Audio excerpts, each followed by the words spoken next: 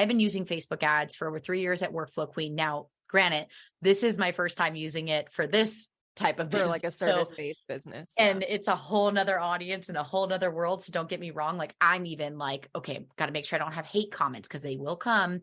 If you are not casting the right net to the right audience, you will get hate comments on your ads. Don't take them personal. Can't tell you how many times people have been like, I can't take her serious. Like that's fine. Too many unicorns. Too many unicorns, but sucks to be you because now you're still struggling. That was really mean, but not at the same time.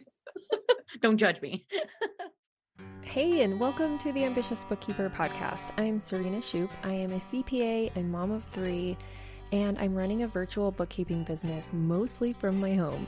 You're in the right place if you're a bookkeeper, accountant, or an accounting student, and you know that your purpose is bigger than sitting in a cubicle. If you're ready to learn some actionable tips and strategies to help you start and grow a bookkeeping or accounting business, I hope you stick around. Welcome back to the Ambitious Bookkeeper podcast. Today I have a super special guest, and if you've been in my world for a while, you've probably heard of her. Maybe you even heard of me through her. It is Alyssa Lang, the Workflow Queen. Welcome back to the Ambitious Bookkeeper podcast. This is what, like your third time, fourth time, fifth time? I don't even know. I was literally just going to start it out with, how many times have we done this already? I think it's like 4 or 5 for sure. Okay. But I think I've lost count because there's like, do webinars count? Do coffee chats count? Yeah. Who even knows anymore? Yeah. But who's ultimately counting? in case we have any new listeners that have just recently joined us and they have not scrolled back in their podcast app and binged all the episodes, would you please introduce yourself to our guest? Yeah. So my name's Alyssa Lang. I am the owner and founder here at Workflow Queen. I also own and manage my own bookkeeping firm, and it's also consulting as well. It's called Magnetic Bookkeeping and Consulting. I am so pumped. If you don't know who I am, I really focus a lot on systems, processes, team building with Workflow Queen. It has been such an amazing thing. In about a week, I will be at a 3-year anniversary of helping thousands almost of people around the world with implementing tech systems, automation, known as the Asana Queen as well. I get that message a lot too. Other than that, I mean, I'm also Serena's biz bestie. I think that's the best badge and honor to wear. Yeah, I totally botched that intro. I was like, could you please introduce yourself to our guest? Anyhow, all fumbles aside, thank you so much for taking the time to come on the podcast today and chat through kind of just some recent developments and things that you're doing and all that kind of stuff with your bookkeeping firm. Yeah. So yeah, before we hit record, we were talking about like figuring out what we were even going to talk about. We just, we know that when we get together, we're always going to have stuff to talk about. It's almost like, but when we hit record, it's like, now what do we talk about? Every time. Never fails. But we landed on something that's always top of mind, no matter what stage of business you're in, and that is marketing your firm. So give us a little background of like where, kind of a backstory of Magnetic and where you're at right now with your marketing strategies and whatnot. And then I'm sure the conversation will just go from there. Yeah. So I started Magnetic Bookkeeping and Consulting back in, I want to say it was 1 year ago, actually, almost like a couple of weeks ago. It was a 1-year anniversary. I originally started it with a then business partner, and she actually was one of my employees over at Workflow Queen at the time. And so throughout the year, everything kind of transitioned. There was just more of an alignment or I guess a recognition of me really understanding that I'm not meant to have a business partner. And so in that transition, it really came down to having that open conversation, which wasn't easy. So that can be a whole nother topic for a whole nother podcast. But out of respect for my business partner as well, everything was great. Everything was dandy. It just wasn't what I ultimately wanted. So I was very honest about that. And so on September 28th of 2022, I actually bought out her shares of the business. It was either going to go to her or go to myself, but she was located in Canada. So it just made more sense for me to keep it because we are US based. If you didn't know or don't know about my history, I actually owned a bookkeeping and tax firm. It was called Top Notch Bookkeeping Solutions. I want to say it was like 4 or 5 years. And then back in 2021, I decided full force Workflow Queen. So I got crazy enough to get back into Magnetic.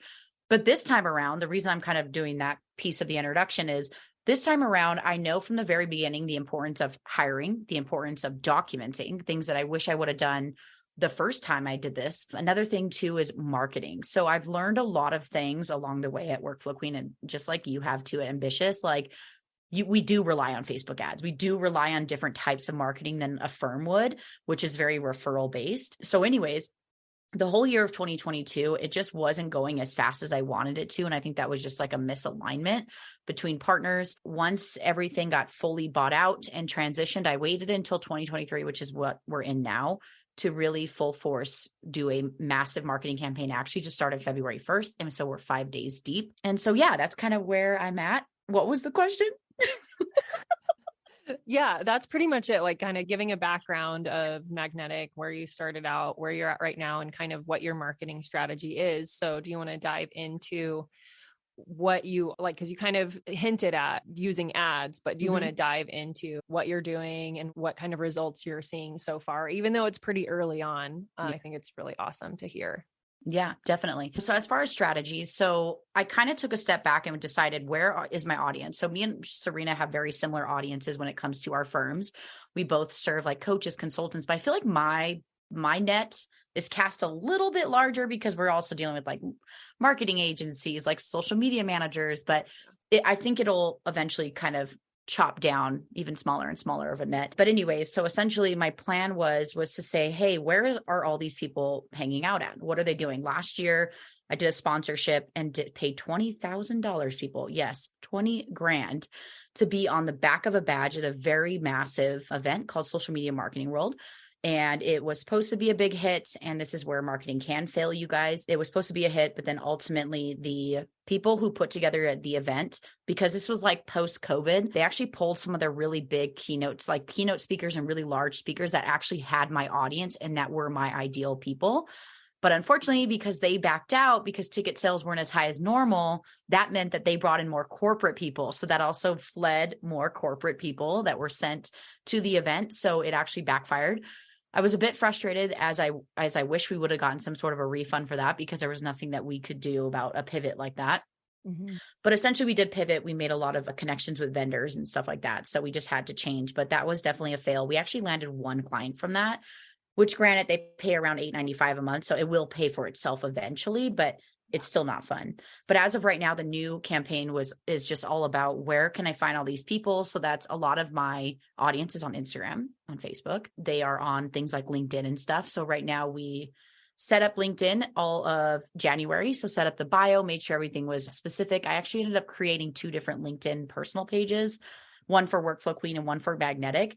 Because as you know, the algorithm loves to share our firms and us, like our names, to other accountants. And so sometimes I'm like, it's great that people follow me, but then the algorithm starts to show my profile and my stuff to not the right audience that I'm trying to attract at my firm, as you know.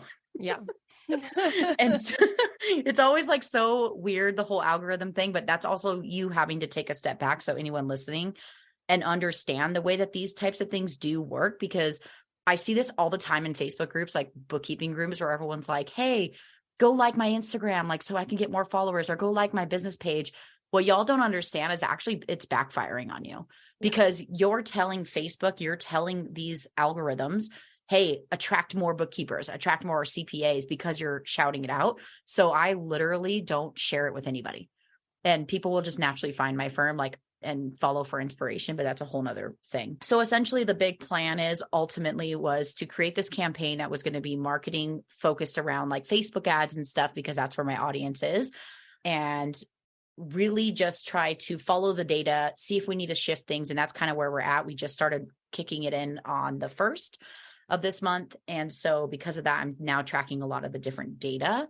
I feel like I'm rambling, and I feel like there's probably questions. This is really good. I'm taking notes. And so hopefully our listener is as well. I hope so. So anyways, January was very focused on LinkedIn stuff, getting it ready to go, because we're also going to be launching something in, I think it's the end of February. My intentions is making connections with people and sending certain emails, which you do have to have paid LinkedIn for. And so anyways, this month is very much so a marketing campaign around a free diagnostic review. And I know a lot of people think that's crazy, because this doesn't have to be an extremely thorough one. If a client of mine or a prospect comes to me and asks for a very detailed, thorough diagnostic review, it is not free.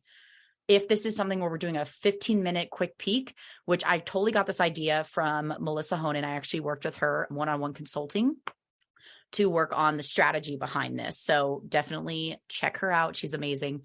So essentially, people will opt in for a free diagnostic review. And the way that they can find this is through Facebook ads. There also is another landing page that is hosted on my website, but that has a very different link. So that way I can track the different data where how many page views from ads versus like my regular website.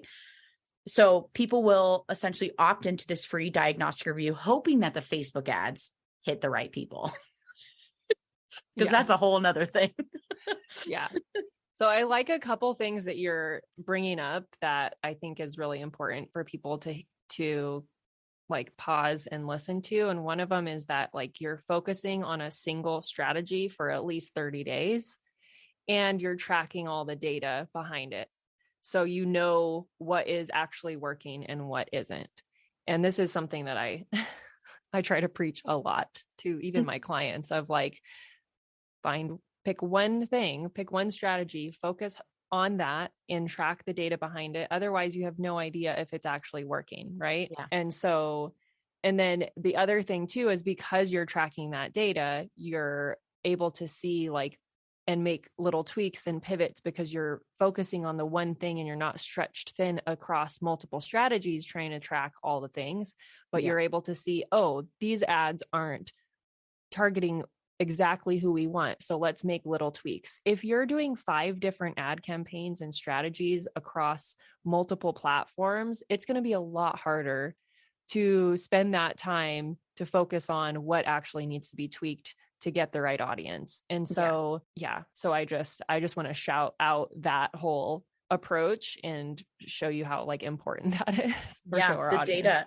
I mean, that's if I just sit here and allow the people to pop in. So I came a little bit late to pushing like go on the ads because I was waiting for the copy from our copywriter. And then I went in, I actually did the design myself for the actual ad image. And then I did a couple of random ones. So I didn't get it started until I think it's been 3 days now. I actually pulled up the data before we started this episode. It's actually been, today is day 4, technically, of the ad being live. So as of the 4 days, I've already landed 2 of the free diagnostic. Remember, guys, when someone books the free diagnostic review, it does not mean they're a client. It means that we are offering a free diagnostic review. They could take it or leave it. They can give it to their bookkeeper. They could take it themselves and try to DIY it. And that's where you're not necessarily putting fear into people because that's not what you want to do in the type of strategy I like, but you want to be very clear. I'm very upfront in my landing page. It says you can either take this to your bookkeeper, DIY it, or you can hand it off to us when you find out, what it is that we have and how we can serve you. So people aren't going to be a client. There's not really an intent. There is an intention on our back end to land them as a client with the value that we bring up front. So we've actually landed so far at least 1 diagnostic review a day, which just be really mindful that these diagnostic reviews are not just, oh, give us your QBO access. It's, hey, let's get on a call. Let's make sure that you're in alignment as someone that we want to even work with, because if we are attracting the wrong person, then I'm just going to be upfront. And I have a big group of bookkeepers all over the world that I can introduce them to and say, hey, these are better fits for you. So as of right now, I didn't track the data for today because I just started work, and we've spent $75 so far and have landed what did I say? 3? I think it's 3 altogether clients, not clients, but prospects. So even that, like, I know that sounds really crazy. It's still a free thing. Like my conversion rate on a sales call is like almost 90%. So if they're the right fit and I feel in alignment, for me, $75 to land a minimum, that our minimum fee is $400 a month. So minimum, and you times that by 12, like to me, the $75 is nothing compared to what's going to come on the back end. And I think that's where the fear comes when people start to try to do ads, is also people who do it wrong and they just throw money at it. And it's like, but I'm not getting anything. And I'm scared to spend $1,000, but you gained 5,000. Like how is that bad? You know? We'll be back after a quick break. This episode of the Ambitious Bookkeeper podcast is sponsored by my brand new free training, The Ultimate Guide to Creating a Profitable Bookkeeping Business. In just 1 hour, you will learn 3 keys to creating and launching a profitable bookkeeping business. We will map out your path to creating a bookkeeping or accounting business that keeps you in control of your time, priorities, and expertise. From someone who built a 6-figure firm on part-time hours. That's right. You can stay in control of your time, keep family as your priority, and serve your clients well. It just takes a little strategy up front, and I'm going to help you with that during this free training. So head over to the show notes to sign up now for the next training and find out how you can choose the work you do, kick imposter syndrome to the curb, use tech to be super efficient, which all leads to a profitable business. Just head on over to ambitiousbookkeeper.com/training, and I will see you there.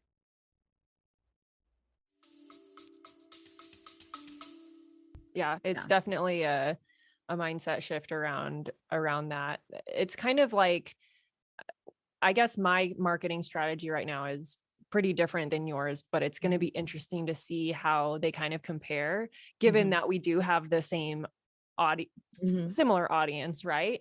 Yeah. I'm going for a much more like organic strategy, but I'm not leaving things up to just referrals. Yeah. That's where people make the mistake. And I wish that people understood, like, if you were to sell your business and you had to be evaluated, and they will ask you an evaluation, where are your people coming from? One, you should be tracking that data. So your client acquisition strategy. If literally the acquisition strategy is coming from referrals only, that's great. A lot of businesses can't survive, but it scares someone who wants to invest or someone who wants to buy, because if it's referral based, that usually is attached to a person. And so if it changes business ownership, guess what's going to happen?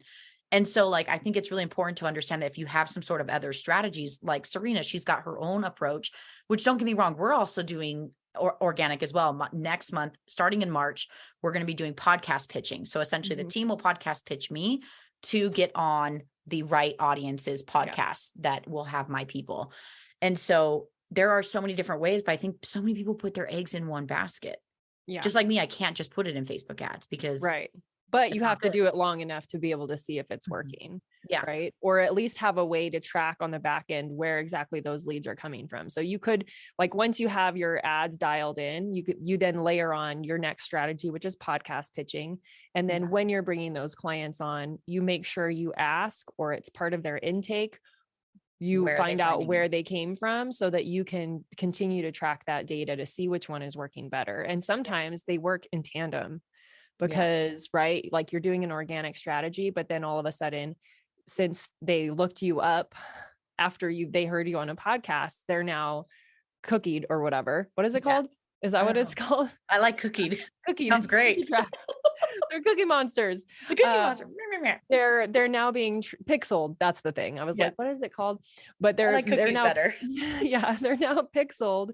And so because they went to your website or they went to your social media after they heard you on a podcast, now they're pixeled. Now they're getting targeted with your ads. So now it's amplified, right? So once those two strategies are working together, you're probably going to blow me out of the water when it comes to like client acquisition. Yeah. But at the same time, I'm going to be attracting a lot of people that aren't in alignment because ads are such a massive net to cast.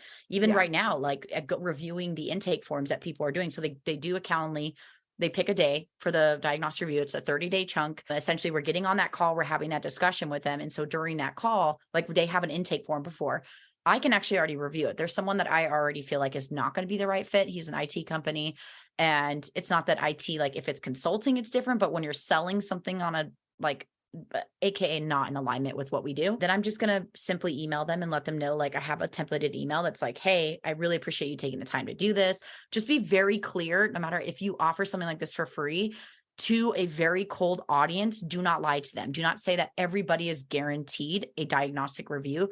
You need to put a disclaimer. So I have a disclaimer on the website that essentially says, one, we are US based only. So if you're not formed in the US, like you can be living like in another country, but if your business is not formed in the US, I cannot support you. And also another thing is if you are not in alignment with the clients that we serve, which we actually do list, then we will have to politely decline, which I most likely will have to do to one of these people. So I might have more reach, but you're going to have more benefit from like, just, you're going straight to exactly who you need. Right.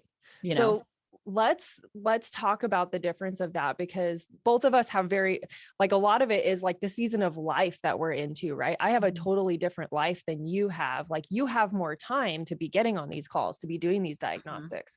I don't. So I have to make sure that whoever comes my way is already a qualified, basically a qualified lead. Like as long as they fit my niche, they can afford my service, they're willing to be on zero, they are qualified. And so yes, I get way fewer leads, but I land almost 100% of them, right? Because I'm Exactly. so selective. And then I do the same, I do a similar process where there's like an intake form where I ask all those questions. Are you okay switching to zero? Are you like, can you afford $650 a month minimum? And are you within this industry? And if they answer no to any of those or something that's kind of like borderline, well, I'll email them and I'll set up a call. Or we'll have an email conversation before we set up a call. And then I kind of like go from there and decide. So yeah, like it's funny because you're like, it's only been 5 days, 5 days since you've turned the ads on. You've gotten 3 leads. I'm like, I get like 1 lead a week, maybe. Yeah. But like I said, I've also like just started my strategy in January, and since mine is more organic, it is going to take longer for those people to warm up. Yeah. But also they're going straight for the kill is the other thing. Like I'm going in with a freebie and like, that's, you know what I mean? It's such a different, I still have to convert them on the back end. Yeah. So there's like so many more layers, but yeah, it might be bringing more people. And even with like, some people would be like, oh my God, because I'm looking at the numbers right now, like number of sales page views. I didn't track yesterday's data because I just started today. So far is that 23 people viewed the page itself. And so out of 23 people and having a certain number of people actually booking, it's still good. But at the same time, I'm like, even me over here, I'm like, why does this not sound good? Like that's not enough. Like why are not everybody just jumping at a freebie? So now I'm stepping back and saying like, maybe they need to just be reminded that you don't have to have a set of books. Like it might not be the most thorough diagnostic review, but I could still help you review a good old spreadsheet and give some advice, you know, make some tips here and there. So I definitely think that it's beneficial to track the data, track the information, and really just like hone in on it and take a step back and say, is it the ad image? Is it not hitting the right people? Yeah, I'm at a whole nother level than most average people who would start, other than you. I know that you're also can understand Facebook ads. I'm at a stage in my business where I want to have the capacity and the resources to be able to do testing images, testing button links, having different, like one of them, like right now, the most highly converted one is actually using the word diagnostic review, which was very interesting to me. The other ad image that has not gotten anybody booked, it says free bookkeeping analysis, like in-depth financial bookkeeping analysis or something like that. I was surprised because I thought most average business owners would not even know what a diagnostic review is. But if you think of how like, and this is always the comparison and the example I use with business owners and bookkeepers alike, is like when you have a problem with your car and you don't know what it is, you take it to a shop and get a diagnostic. That's what they call it. So it's like, it's the same. I think that's probably why people are like, oh, that makes sense to me, because like, that's what I do when I know I have a problem with my car, but I don't know what it is. Yeah, definitely. It was very interesting though, because I remember like talking to the copywriter and I was like, I don't know. So I'd rather have 2 different formats. But like I had mentioned, if you are just getting started, because I think this is really important to say, I'm at a very advanced level. I've been using Facebook ads for over 3 years at Workflow Queen. Now, granted, this is my first time using it for this type of business, like a service-based business. And it's a whole nother audience and a whole nother world. So don't get me wrong. Like I'm even like, okay, got to make sure I don't have hate comments, because they will come. If you are not casting the right net to the right audience, you will get hate comments on your ads. Don't take them personal. Can't tell you how many times people have been like, I can't take her serious. Like that's fine. Too many unicorns. But sucks to be you, because now you're still struggling. That was really mean, but not at the same time. Don't judge me. So anyways, I'm at a different level where I have the capacity and the resources to be able to test these things. I've been doing it for so long. Even the spreadsheet that I have to just track this data is very intricate. It's got a lot of information. It's very straightforward. I have like 5 different landing pages for the diagnostic review for each funnel. So LinkedIn will have a special landing page. So then I know where they're coming from versus having to ask. So I have multiple different pages. I have one for cold emails. I have one that's just my regular website. They're all identical. Yeah. And they're just used to tell me where people are coming from. And that's because I've gotten to a point where I can do that. So if you're just starting out, just use your regular website. Try to get educated on Facebook ads, because you will waste money if you do not know what you're doing. I can definitely say that for sure. I would recommend a program, but the girl who did the program that I signed up for no longer does it anymore. Oh yeah, that happens. People transition away from like what they started out teaching.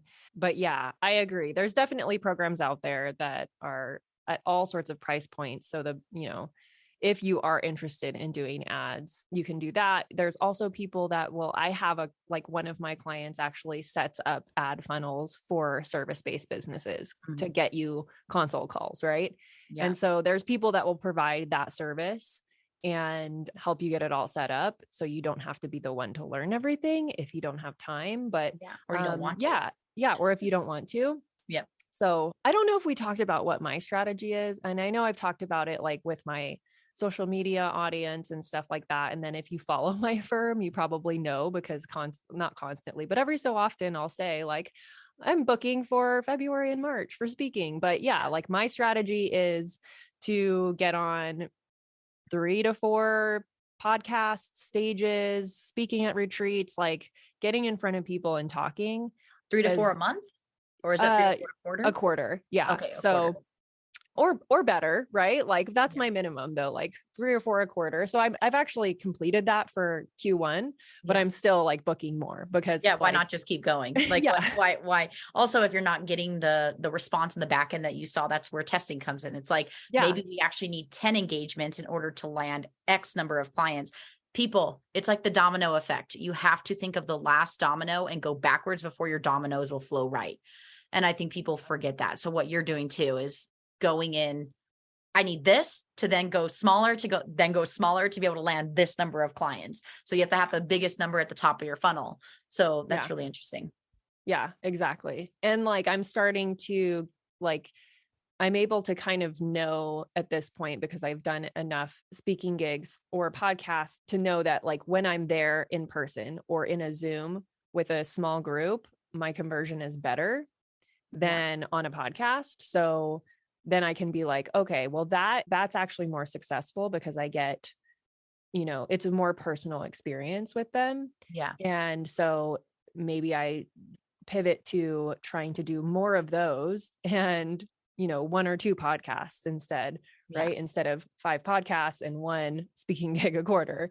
And then I also know from tracking history, right? From tracking the data, which my data tracking is much easier because the volume is so much lower and it's not super intricate, but tracking the data of when I speak in a physical room with 10 to 15 people, I will convert at least one of those people into clients. Yeah. So, and there's also the in-between metrics of like, you don't go from how many people in a room straight to how many you've actually converted, although you can, but there's also the layer in between of like how many conversations you had one-on-one with those people that were in the room. So like, would I have converted the 1 client from a 15-person retreat had I not been having one-on-one conversations throughout the retreat? Probably not. Yeah. Right. So you have to think about that too. Like, what are the other things that you're doing in between that also contribute to that? Because me just getting up on stage and then leaving at the end and not interacting with anybody, I don't think that would have worked. Yeah.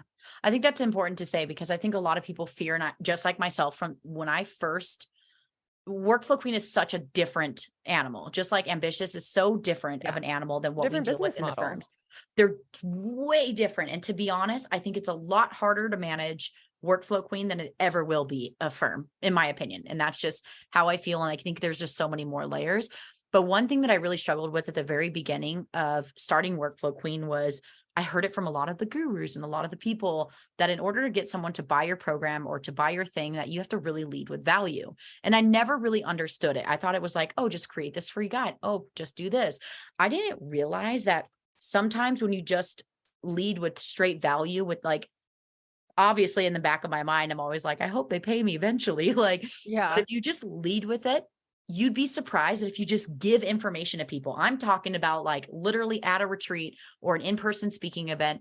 Hey, you know what? Go grab your QuickBooks. You have your laptop on you. Let's chat real quick. Yeah. Pull it up. Show me what your issues are. I'm happy to help you fix it right now. Obviously, I can't clean up your whole books right now, but I can help you say, oh yeah, that's why, because you're an S Corp and you should not have this account here. It should be mapped to this, and so on and so forth. People are going to remember you for that. And so many people are terrified and they'll say, well, they're just going to go do it themselves. You know how much people, once they realize how much actually goes into something, they actually don't want it. Yeah. I'm not saying bombard them with information, but like, stop, everybody who's listening, stop being so scared to just give away the thing. Yeah. I'm not asking you to give away the freaking map. I'm asking you to give away little nuggets and little things here and there, to the point where people are just like, man, they know what they're talking about. Yeah. They're so helpful. I can't imagine when I hand them over money. And that's what happens every time me and you do our challenges and our launches. And whenever we got things going on in promotions, is we're always giving so much to people. They're just like, holy, they're just mind blown by what comes with it. So to anybody listening, don't be afraid to give it away. You'd be surprised that people will give you money faster than you think. Yeah. I will say there's one little caveat with that when it comes to bookkeeping. It is okay to not give away help to friends and family. Oh, because those ones probably will never pay you if you don't start off. I will not work with friends and family. I've done it before. It's backfired on me. I will never, ever allow someone who's really close to me, even a friend. I'm like, can help you set up your chart of accounts real quick, but I am not managing your books. Like, it's not happening. So I definitely can agree. Yeah. All right. So before we run out of time, I want you to share with our listener what you have going on in your world. I know that, I wanted to bring you on because the timing of when this episode goes live, what's happening in your world. So go ahead and talk about it. I'm all awkward. I'm like awkward. No, just kidding. Yeah. So around the time that this is going to be going live to everybody, is I'm actually going to have my podcast relaunching. So the first time I did it was around last year, and I just didn't think I was ready. And I listened to myself and paused it and said, I'm going to wait till I'm ready for it. But now I'm going full force. We already have 4 episodes that are going to drop. It's going to be on Valentine's Day, which I think this will be after Valentine's Day, but essentially Valentine's Day is my 3-year anniversary for Workflow Queen. The podcast is called Conquering Workflows and Systems for Bookkeepers and Accountants. The whole goal of that podcast is really just to have guests and also solo episodes. Today, I'm going to be doing a couple of recordings about like team building, hiring. And yes, I'm going to give golden nuggets. And yes, I'm going to bring the value and hopefully support anybody who's, whether at the beginning stages or someone who's ready to sell or someone who's ready to transition out of their company and not work so much. So the intention is to bring on people like Serena, people like Melissa Honan, who I was talking about earlier, who helped me with my marketing strategy. Just anybody I can expose anybody to that's helped me along my journey. And so the systems I've used, the processes, the tech. So that's really exciting. And that's going to come out, and I can't wait. It's going to be every Tuesday, and Serena's going to constantly be on it. You already know. Yeah. So when you're listening to this episode, you should be able to, as soon as you're done listening, head over into your podcast app and search Alyssa's podcast, Conquering Workflows and Systems for Bookkeepers and Accountants. Yeah, it's a long one. I have to Conquering Workflows and Systems. That's what I thought. Like, that's what I had in my brain, but I was like, when it's coming out of my mouth, it sounds weird. So hop on over there, subscribe, follow, do all the things. You'll be able to binge a few. Yeah, you'll be able to. Yes, it does. Definitely leave a review. You'll be able to binge a few episodes. And I believe one of them is with me. Yeah. The very first episode. I mean, the pilot doesn't really count. It's like a 0 episode. Yeah. So there's a pilot, but the very first episode is actually with Serena. I called her, and I remember the day I was like, as I'm relaunching this thing, because we're scrapping all the other episodes. There was only a couple of them when we did it last year. And I was like, I want you to be the first person that I interview on the podcast, very first episode. So that is who the first episode is. Also, another one behind that, I believe, is Brooke Swan.